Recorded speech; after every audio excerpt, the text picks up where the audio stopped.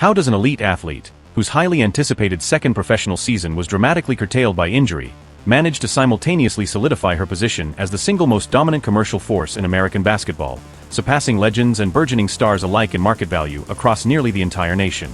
The foundation of this extraordinary story begins long before the 2025 season tipped off. It traces back to the moment Caitlin Clark transitioned from collegiate superstardom at the University of Iowa into the professional ranks of the Women's National Basketball Association. Her arrival was not merely an addition to the league roster. It was a catalytic event that immediately elevated the visibility and economic profile of the entire sport. Selected first overall in the 2024 WNBA draft by the Indiana Fever, the expectations placed upon the young point guard were monumental. She met, and often exceeded, those demanding projections during her inaugural campaign, concluding her rookie year by securing the coveted Rookie of the Year title and etching numerous records into the league's history books. This initial chapter established her as a generational talent, a proven commodity capable of delivering both electrifying performances and substantial financial returns for the Indiana Fever franchise. However, the trajectory of her career took an unexpected and challenging turn during the subsequent 2025 season. Fans and analysts anticipated continued exponential growth, but the reality was marked by physical setbacks that severely limited her availability on the court.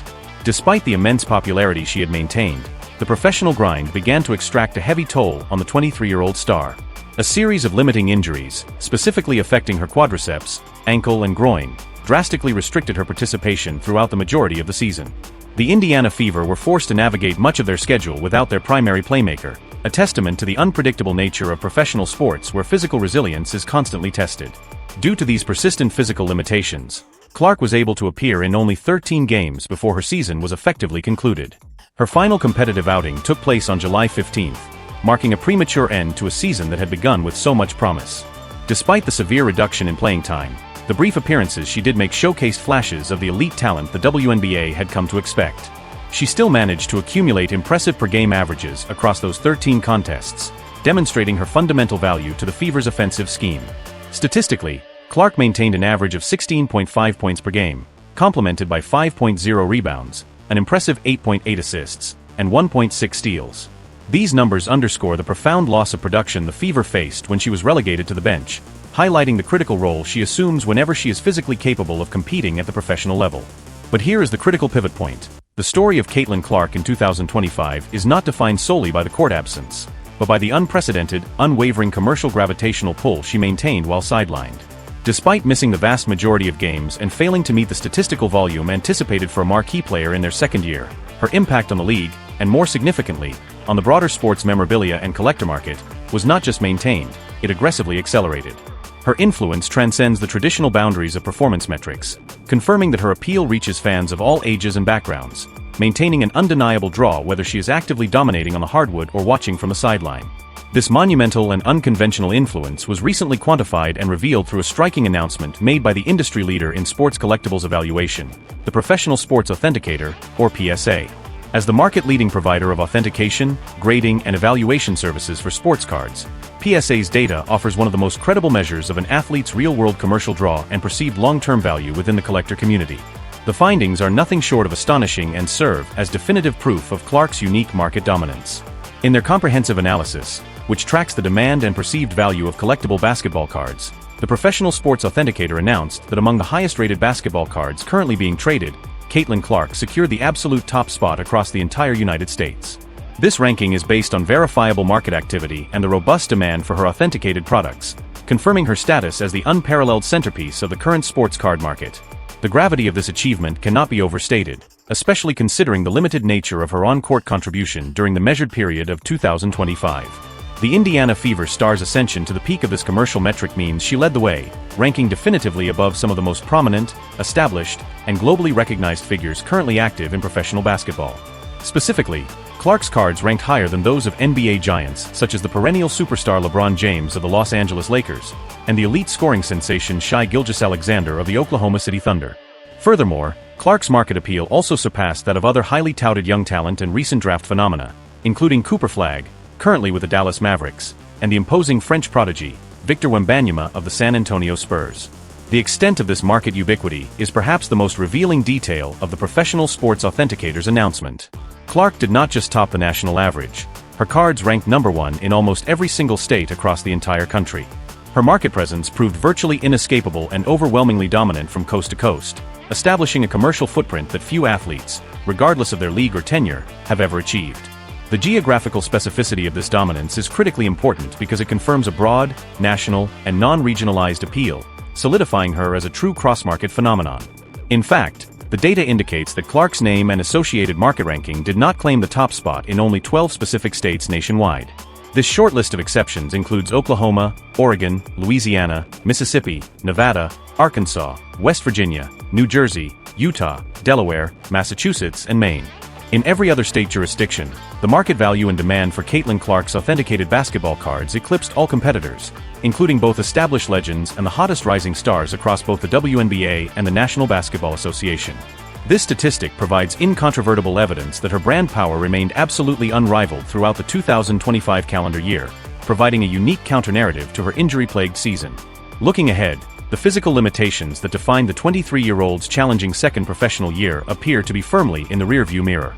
Having fully recovered from the accumulated injuries to her quadriceps, ankle, and groin, Clark has already returned to high-level basketball activity. She participated successfully in the highly competitive United States team's training camp held in December, signaling her return to elite form and readiness for the upcoming competitive calendar. The Indiana Fever star is now poised and prepared to resume her rightful place on the court and lead the franchise during her crucial third year in the league.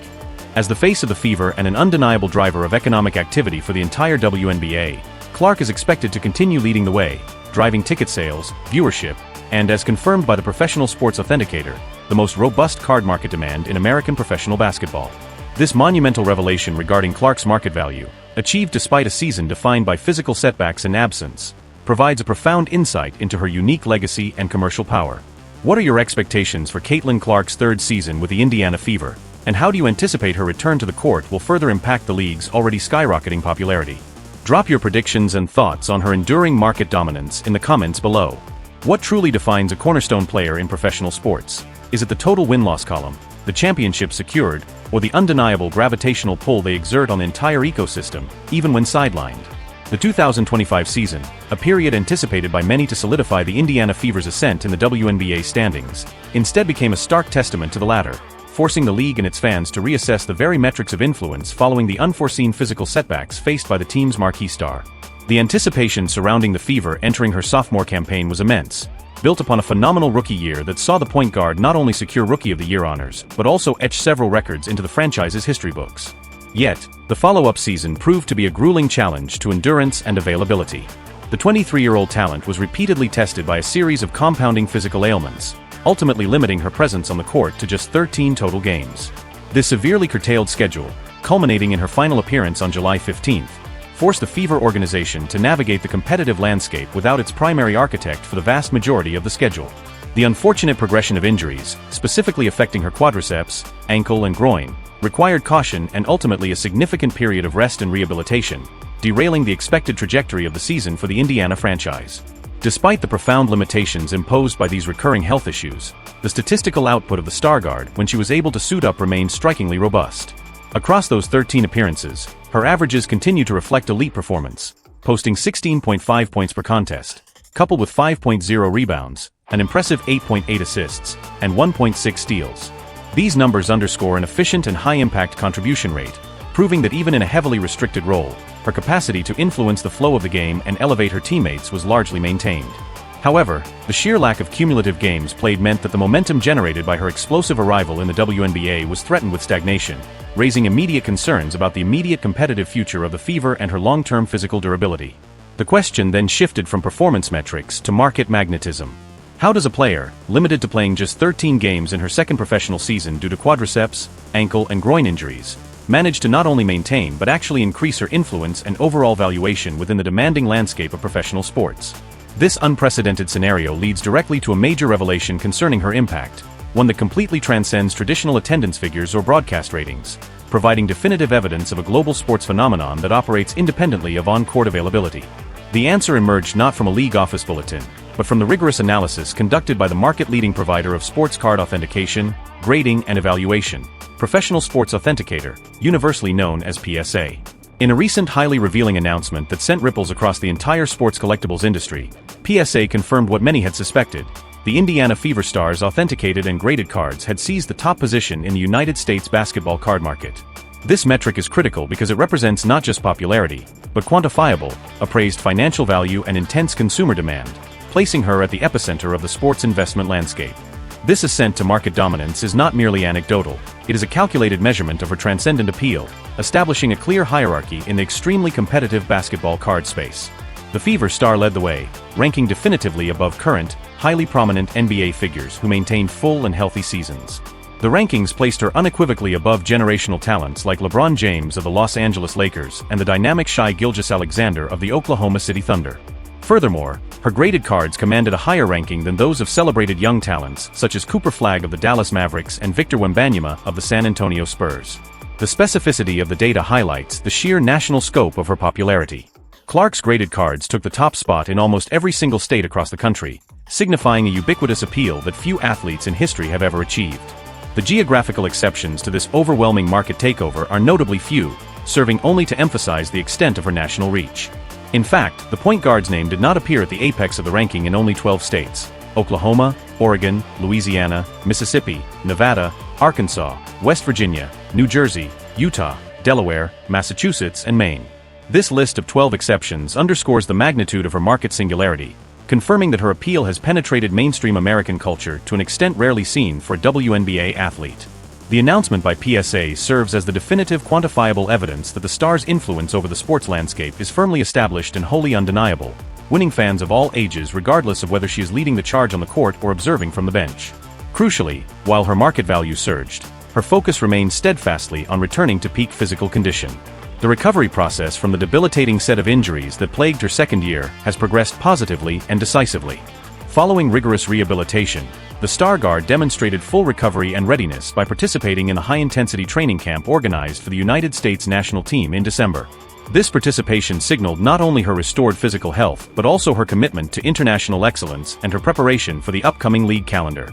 As the WNBA calendar pivots toward the 2026 season, the Indiana Fever organization stands ready to welcome back its recovered cornerstone.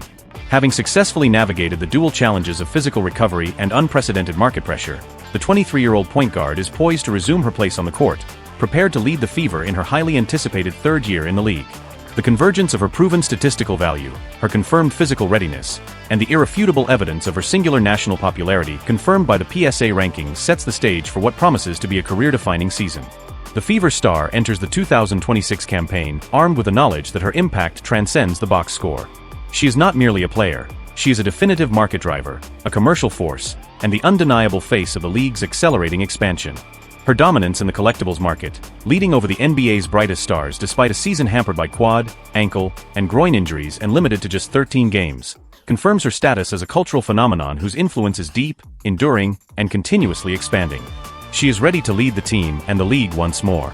The evidence is conclusive. Even when absent from the court, she continued to lead the way. We want to hear your analysis. How significant is this PSA ranking in the context of the WNBA's growth? And do you believe this unprecedented market valuation places undue pressure on the Fever Star entering her third professional season? Share your thoughts and predictions for the 2026 WNBA season in the comments below. And make sure to subscribe to the channel for continuous, fact-based reporting on the Indiana Fever and all the latest developments across the WNBA landscape.